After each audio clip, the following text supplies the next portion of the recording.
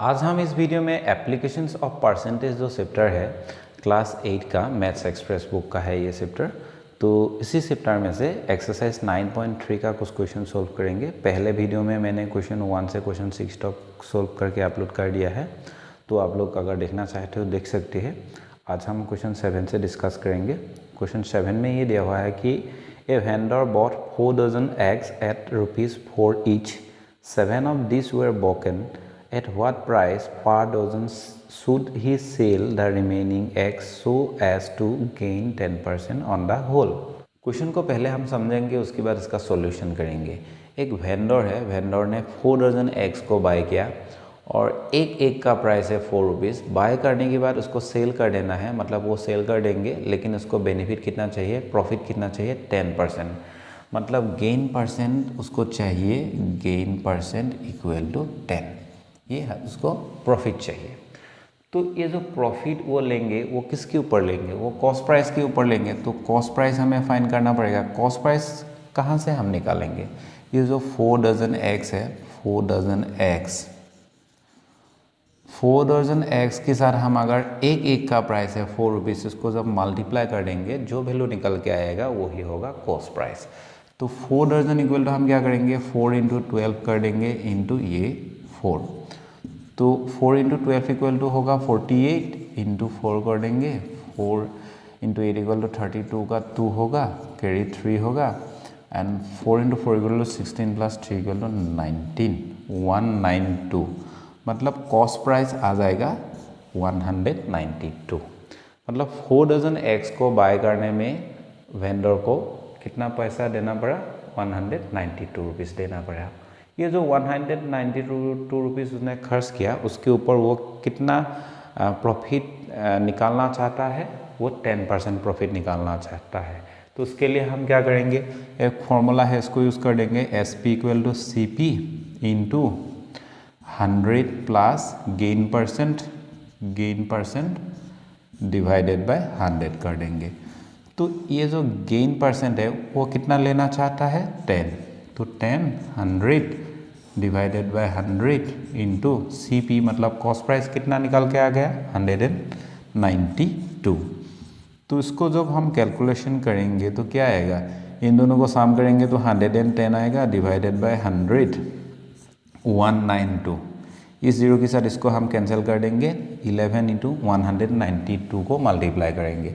तो 192 × 11 जब करेंगे 192 ऐसे ही होगा 2, और इधर आएगा 1 + 9 = 10, कैरी 1, 11 का 1, कैरी 1 + 2, मतलब ₹2112 होगा। इसको जब हम 10 से डिवाइड करेंगे तो क्या आएगा, 211.2 आएगा।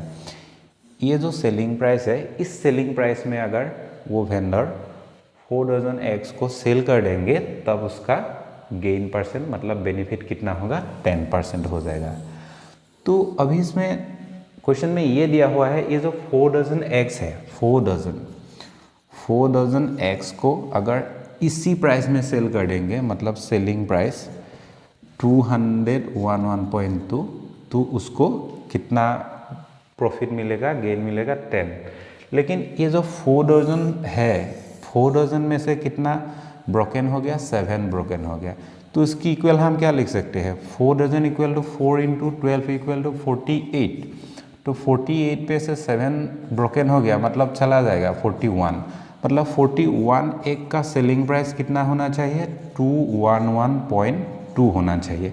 मतलब 41 एक को अगर 211.2 में सेल कर देंगे वेंडर, तो उसको गेन कितना मिलेगा, 10%। लेकिन क्वेश्चन में ये हमें नहीं पूछा है कि कितने एग को कितने प्राइस में सेल करने में कितना बेनिफिट होगा, वो नहीं पूछा है। क्वेश्चन में ये पूछा है कि पर डजन, मतलब 1 डजन इक्वल टू कितना प्राइस में सेल करना पड़ेगा, ये पूछा है। एक डजन को कितना प्राइस में सेल करना पड़ेगा। तो इसको हम ऐसे निकालेंगे, क्योंकि 41 एग्स इक्वल टू ये खर्च आएगा, मतलब ये होगा सेलिंग प्राइस। तो 1 एग के लिए निकालेंगे, 1 एग का सेलिंग प्राइस इक्वल टू क्या आएगा, 211.2 डिवाइडेड बाय 41। तो 41 से इसको जब हम डिवाइड करेंगे तो वैल्यू आएगा 5.15। ये जो 5.15 है ये एक का प्राइस है, तो एक को जब सेल कर देंगे तो उसका प्राइस मिलेगा 5.15। क्वेश्चन में ये भी नहीं पूछा है कि एक का प्राइस कितना है, हमने इसको इसीलिए निकाला है क्योंकि 1 दर्जन का प्राइस कितना होगा, पर दर्जन का प्राइस, मतलब 1 दर्जन भी कह सकते हैं, अगर हम चाहे तो पर दर्जन भी कह सकते हैं।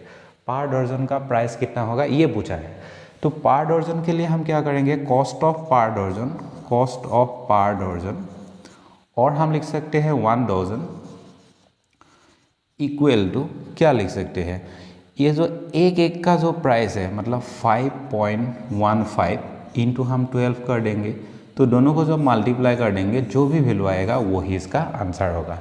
मतलब क्वेश्चन में ये दिया हुआ है कि वेंडर को 10% गेन करना है, 10% गेन वो किसके ऊपर करेगा, सीपी मतलब कॉस्ट प्राइस के ऊपर। तो कॉस्ट प्राइस हम निकालेंगे 4 दर्जन एक्स इंटू 4 कर देंगे, क्योंकि एक का प्राइस है 4 रुपीज़, तो 4 दर्जन के लिए हम क्या कर देंगे 4 इंटू 12 कर देंगे, तो ये टोटल एक्स आ जाएगा। टोटल एक्स के साथ जब हम 4 रुपीज़ को मल्टीप्लाई कर देंगे तो टोटल कॉस्ट प्राइस हमें मिल जाएगा। ये हो गया कॉस्ट प्राइस। तो इसी कॉस्ट प्राइस को मतलब वेंडर ने बाय किया था 192 रुपीज़ में, तो उसको प्रॉफिट लेना है 10%, तो उसके लिए हम क्या कर देंगे, ये फॉर्मूला यूज़ कर देंगे। तो SP मतलब प्रॉफिट हुआ है गेन, तो SP equal to cost price into 100 plus एक गेन परसेंट, तो गेन कितना लेगा वो 10% लेगा, तो 10 इधर पुट कर देंगे, 110 होगा डिवाइडेड बाय 100, ये एक फॉर्मूला है। तो इस जीरो के साथ इसको कैंसिल करेंगे तो डिवाइड करेंगे तो फाइनली आंसर आएगा 211.2। 211.2 रुपीज़ होगा 4 दर्जन एक्स का सेलिंग प्राइस। जब 4 दर्जन एक्स को 211.2 रुपीज़ में सेल कर देंगे, वो उसी वेंडर को कितना गेन मिलेगा, 10% गेन मिल जाएगा। लेकिन ये जो वैल्यू है ये वैल्यू 4 दर्जन का नहीं है, क्योंकि 7 जो एग्स है ऑलरेडी ब्रोकन हो गया है। तो 4 दर्जन इक्वल टू कितना आएगा, 4 इंटू 12 इक्वल टू 48, तो इसमें से 7 ब्रोकन हो गया, 7 को सब्सट्रैक्ट कर देंगे तो 41 आ जाएगा। ये क्या होगा, 41 जो एग्स है इसका सेलिंग प्राइस ये होगा, क्योंकि 41 एग को ही वो बेच पाएगा, क्योंकि बाकी 7 एग्स तो ब्रोकन हो गया मतलब ख़राब हो गया है। तो इसमें से हम क्या करेंगे, एक का प्राइस निकालेंगे। तो एक का प्राइस निकालने के लिए क्या करेंगे, 1 से इसको डिवाइड कर देंगे तो ये वैल्यू आ जाएगा 5.15। तो ये जो 5.15 वैल्यू हमें मिल गया है, तो इसके बाद और भी वैल्यू आ सकता है, लेकिन डेसिमल पॉइंट के बाद हम 2 ही डिजिट को कंसिडर करेंगे। जब हम ऐसे ये एक का वैल्यू निकल के आ जाएगा, उसके साथ हम 12 एक को जब मल्टीप्लाई कर देंगे तो 12 एक इक्वल टू 1 दर्जन, मतलब 1 दर्जन का प्राइस हमें मिल जाएगा। क्वेश्चन में हमें 1 दर्जन का प्राइस कितना होगा, मतलब पर दर्जन में खर्चा कितना होगा ये पूछा था। तो उसी तरह हमें इसका सॉल्यूशन करना पड़ेगा। ये सभी मैंने समझने के लिए जस्ट लिख दिया है, अभी हम इसका सॉल्यूशन करेंगे। पहले हम कॉस्ट प्राइस निकालेंगे। देयरफॉर CP ऑफ 4 दर्जन एक्स इक्वल टू हम क्या करेंगे, इक्वल है ये 4 इंटू 12 कर देंगे, क्योंकि कॉस्ट प्राइस फाइंड करना है हमें। एक का प्राइस है 4, इसलिए इधर हम 4 मल्टीप्लाई कर देंगे। तो इन सभी वैल्यू को जब हम मल्टीप्लाई करेंगे इसकी इक्वल हमें वैल्यू मिलेगा 192, मतलब 4 दर्जन एक्स का जो कॉस्ट प्राइस होगा 192 होगा। तो अभी हमें 10% गेन करना है, तो इधर लिखेंगे गेन इक्वल टू 10%। तो अभी हमें 10% गेन करके सेलिंग कर देना है, तो इसको इधर हम लिखेंगे SP equal to cost price into 100 plus gain percent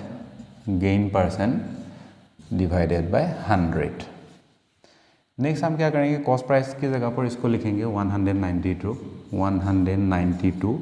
into इधर 100 है, गेन में आएगा ये 10 प्लस 100 करेंगे तो 110 आएगा, डिवाइडेड बाय नीचे रहेगा 100।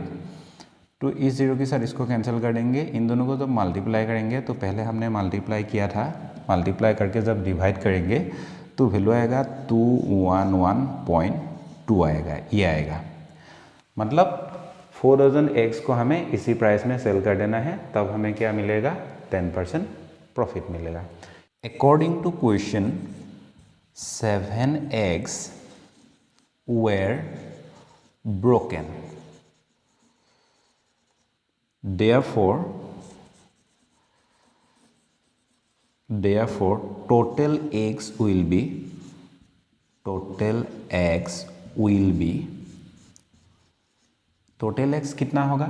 टोटल eggs होगा 4 डजन, 4 इंटू 12 माइनस 7 कर देंगे। अगर हम चाहे तो 4 इंटू 12 इक्वल टू कितना होगा? 48 होगा। 48 माइनस 7 भी कर सकते हैं, मतलब टोटल एग से ब्रोकन एग्स को हमें सब्सट्रैक्ट कर देना है। तो क्या आएगा? 41 आएगा। तो इधर हम लिख सकते हैं again SP of 41 eggs equal to 41 eggs का सेलिंग प्राइस कितना है? ये है 4211.2। मतलब टोटल जो 4 डजन एग्स था उसमें से 7 एग्स क्या हो गया? खराब हो गया। तो टोटल कितना रहेगा? 41 एग्स रहेगा। तो 41 एग्स का सेलिंग प्राइस ये होगा। ये जो सेलिंग प्राइस है इसके ऊपर 10% गेन हुआ है। पहले इसका कॉस्ट प्राइस कितना था? 192 था। तो क्वेश्चन में हमें 1 दर्जन का खर्चा कितना होगा वो निकालने के लिए दिया है, तो इसीलिए हम एक एक का निकालेंगे। एक एक का जो भी वैल्यू होगा उसके साथ हम 12 एग को मल्टीप्लाई कर देंगे। तो देयरफॉर SP मतलब cost price of 1 egg equal to 211.2 divided by 41। ये 41 है, 41। इसकी इक्वल वैल्यू क्या आएगा? 5.15 आएगा। तो अभी हम 1 दर्जन एग्स का टोटल प्राइस कितना होगा हम निकालेंगे। Cost of 1 egg equal to 5.15। Therefore cost of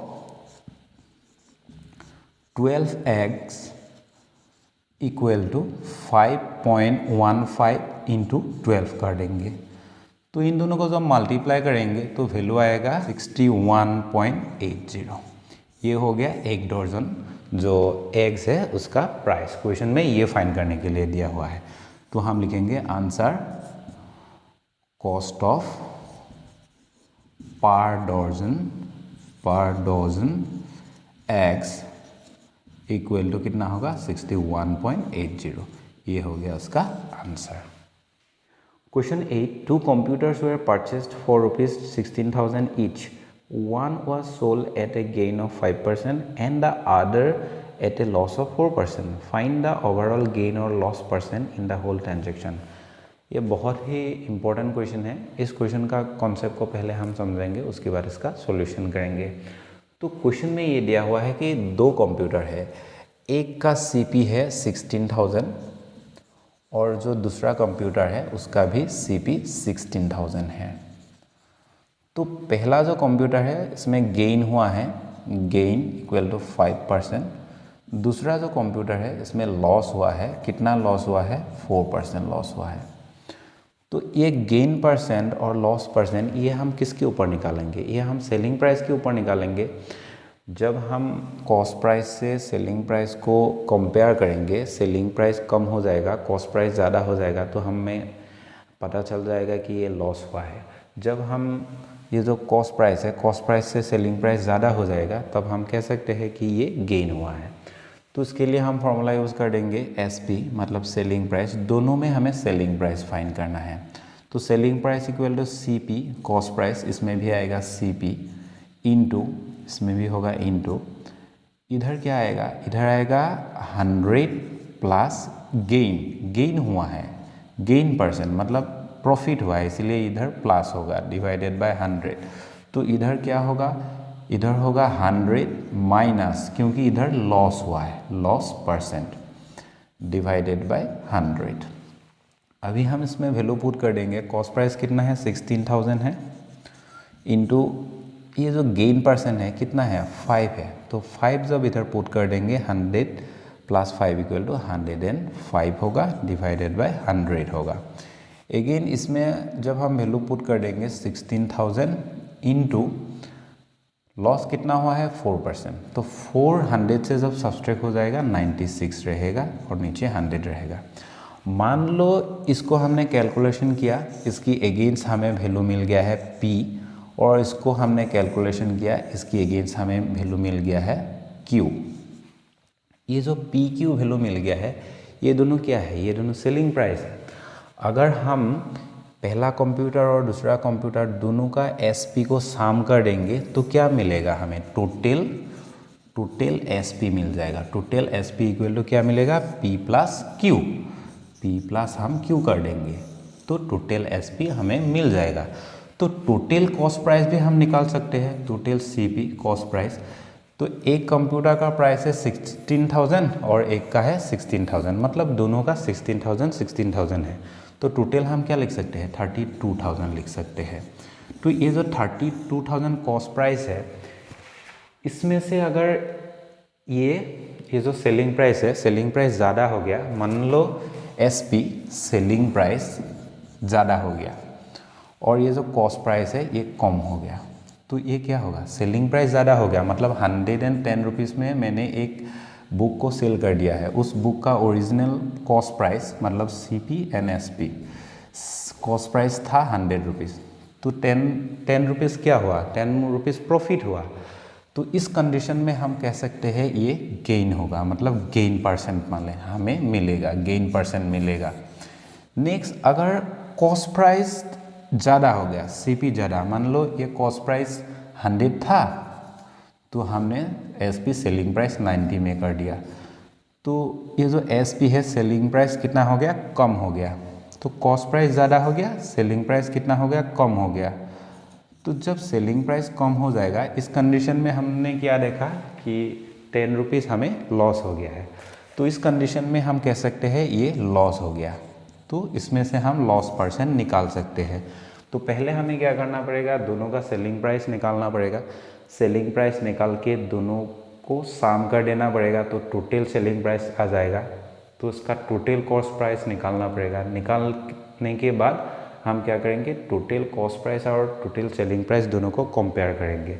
जब सेलिंग प्राइस ज़्यादा होगा, कॉस्ट प्राइस कम होगा, तो हम क्या करेंगे? गेन होगा, ऐसे लिखेंगे, मतलब गेन हो जाएगा। एंड जब कॉस्ट प्राइस ज़्यादा होगा, सेलिंग प्राइस कम होगा, तब हम कहेंगे इसको लॉस डील, ये लॉस डील हो जाएगा। तो लॉस परसेंट हम निकाल सकते हैं और गेन परसेंट भी निकाल सकते हैं। तो गेन परसेंट इक्वल टू हम लिख सकते हैं, ऊपर लिखेंगे गेन। तो गेन किसके ऊपर होगा? CP कॉस्ट प्राइस के ऊपर होगा। इसके साथ हमें 100 मल्टीप्लाई कर देना है। तो सेम लॉस के लिए हम क्या करेंगे? मान लो लॉस हो गया, तो लॉस के लिए हम लिखेंगे लॉस परसेंट इक्वल टू, ऊपर लिखेंगे लॉस, नीचे लिखेंगे CP मतलब कॉस्ट प्राइस। कॉस्ट प्राइस के ऊपर ही हमें लॉस और जो गेन होगा उसको डिटरमाइन कर पाएंगे। तो ऊपर लिखेंगे लॉस इनटू हम लिखेंगे 100। तो ऐसे हम लॉस परसेंट और गेन परसेंट दोनों को निकाल सकते हैं। क्वेश्चन में हमें ये नहीं कहा गया है कि लॉस हुआ है और गेन हुआ है। तो लॉस गेन फाइंड करने के लिए पहले हम दोनों का सेलिंग प्राइस निकालेंगे, सेलिंग प्राइस को साम कर देंगे। अगर कॉस्ट प्राइस से ज़्यादा हो गया, मतलब 32,000 से ज़्यादा हो गया, तो हम कह सकते हैं ये जो डील हुआ है, ये डील कैसा हुआ है? गेन का डील हुआ है, मतलब बेनिफिट हो गया। तो इसका परसेंट हम इसी फॉर्मूला को यूज़ करके निकाल लेंगे। गेन इक्वल टू हम क्या कर देंगे? गेन कितना हुआ है, गेन को हम कैसे निकालेंगे? तो गेन को निकालने के लिए हम क्या करेंगे? गेन के लिए सेलिंग प्राइस कितना किया और कॉस्ट प्राइस कितना था उसको ऐसे सब्सट्रैक्ट कर देंगे। मान लो ये हो गया 110 selling price, 110 selling price, cost price कितना था? 100 था। तो गेन कितना होगा? गेन होगा 10 रुपीज़ गेन होगा। इसी 10 को हम ऊपर पुट करेंगे, नीचे कितना है? 100 को पुट करेंगे। कॉस्ट प्राइस ये 100 था, इसको पुट कर देंगे, उसके बाद कैलकुलेशन करेंगे, आंसर आ जाएगा। पहले हम लिखेंगे फॉर द फर्स्ट कंप्यूटर, पहला कंप्यूटर के लिए हम लिखेंगे CP कॉस्ट प्राइस कितना दिया हुआ है? 16,000 दिया हुआ है, इसको ऐसे लिखेंगे। उसके बाद हम लिखेंगे गेन इक्वल टू 5% दिया हुआ है, ऐसे लिखेंगे। देयरफॉर हम लिखेंगे SP मतलब selling price equal to CP into 100 plus gain percent divided by 100। Next हम लिखेंगे प्राइस की जगह पर इसको पुट करेंगे 16,000 इंटू इधर लिखेंगे 100, गेन कितना हुआ है 5%, तो इधर लिखेंगे 5 डिवाइडेड बाय 100। नेक्स्ट स्टेप में हम क्या करेंगे 16,000 इंटू 105 होगा, क्योंकि दोनों को सम करेंगे तो 105 ही आएगा, नीचे होगा 100। तो इस जीरो से इसको कैंसिल करेंगे, इस जीरो से इसको कैंसिल करेंगे। अगर हम चाहे तो 100 से इसको कैंसिल करके डायरेक्ट 160 टाइम्स ऐसे लिख सकते हैं। तो 160 एंड 105 इन दोनों को जब हम मल्टीप्लाई करेंगे, इसकी अगेंस्ट हमें वैल्यू मिलेगा 16800, मतलब 16,800 हमें वैल्यू मिलेगा। अगेन हम लिखेंगे अगेन फॉर द सेकेंड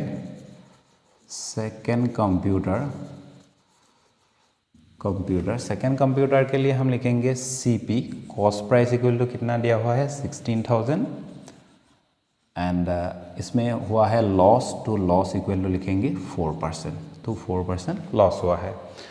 तो इसमें भी हम सेम SP को फाइंड करेंगे, तो SP इक्वल टू आएगा कॉस्ट प्राइस इंटू 100 माइनस इधर लिखेंगे लॉस परसेंट डिवाइडेड बाय नीचे 100 होगा। अभी हम इसमें वैल्यू पुट कर देंगे, तो SP इक्वल टू लिखेंगे 16,000 इंटू, तो इसमें 100 माइनस लॉस परसेंट कितना है, इसमें 4 दिया हुआ है, तो 100 से जब 4 लॉस हो जाएगा तो कितना रहेगा 96 ही रहेगा। तो डायरेक्ट हम ऐसे 96 लिख सकते हैं, 96 डिवाइडेड बाय 100। तो इससे इसको अगर हम चाहे तो 160 ऐसे कट कर सकते हैं। 160 इंटू 96 जब हम मल्टीप्लाई करेंगे, इसकी इक्वल वैल्यू हमें मिलेगा 15,360। तो पहले कॉस्ट प्राइस कितना था, कॉस्ट प्राइस था 16,000, तो अभी सेलिंग प्राइस कितना हुआ 15,360। तो कॉस्ट प्राइस से सेलिंग प्राइस कम हो गया, तो ये क्या होगा, ये लॉस होगा। लॉस कितना दिया हुआ है 4% दिया हुआ है, ये लॉस हो गया है। तो अभी हम total cost price and total selling price find करेंगे, तो इधर हम लिखेंगे टोटल SP इक्वल टू, पहले हमें वैल्यू मिला 16,800 प्लस 15,360, दोनों को सम कर देंगे, 32,160 आएगा इसका टोटल वैल्यू। नेक्स्ट हमें हम टोटल कॉस्ट प्राइस फाइंड करना है, total cost price CP equal to, CP क्या करेंगे 16,000 प्लस 16,000, ये दोनों जो कंप्यूटर है इसका प्राइस सेम ही था 16,000, तो दोनों को सम कर देने से वैल्यू आएगा 32,000। तो इधर क्लियरली हमने देखा जब हम कंपेयर करेंगे तो SP जो है ये 160 रुपीज़ ज़्यादा है, ये जो कॉस्ट प्राइस है 160 रुपीज़ कम है। मतलब ये जो डील है, मतलब SP इज़ ग्रेटर, इसमें SP ग्रेटर हो गया कॉस्ट प्राइस से। सो हम इधर लिख सकते हैं कि इट्स ए गेन डील, ऐसे हम लिख सकते हैं। ये जो ट्रांजैक्शन हुआ है, इस ट्रांजैक्शन में गेन हुआ है, तो कितना गेन हुआ है उसको हम लिखेंगे देयरफॉर टोटल गेन और प्रॉफिट ऐसे हम लिख सकते हैं। तो हम क्या करेंगे, SP जो है ये ग्रेटर है माइनस CP कर देंगे। तो SP का वैल्यू कितना है 32,160 माइनस CP का वैल्यू कितना है 32,000, तो दोनों को सम करेंगे तो मतलब सब्सट्रैक्ट करेंगे तो कितना आएगा 160 आएगा। तो 160 रुपीज़ गेन हुआ है। अभी हम गेन परसेंट निकालेंगे, gain percent equal to, gain जब परसेंट निकालेंगे किसके ऊपर निकालेंगे, कॉस्ट प्राइस के ऊपर निकालेंगे। तो ऊपर लिखेंगे गेन, नीचे लिखेंगे CP मतलब कॉस्ट प्राइस इंटू 100 कर देंगे। तो गेन कितना हुआ है 160 हुआ है, कॉस्ट प्राइस कितना है 32,000 है, तो 32,000 को ऐसे लिखेंगे इंटू 100 ऐसे लिखेंगे। तो ये जो 32,000 है, इस जीरो के साथ इसको कैंसिल कर देंगे, इस जीरो के साथ इसको कैंसिल कर देंगे, इस जीरो के साथ इसको कैंसिल कर देंगे। तो 16 1 जा 16 होगा, 16 2 जा 13 होगा, 32 होगा। तो फाइनली हमें कितना वैल्यू मिला 1/2। ये जो 1/2 है ये क्या है, ये गेन परसेंट है। तो आंसर हम क्या लिख सकते हैं, आंसर हम लिख सकते हैं 1/2% ये गेन हुआ है। तो इस तरह हमें इसी टाइप का क्वेश्चन को सॉल्व करना है।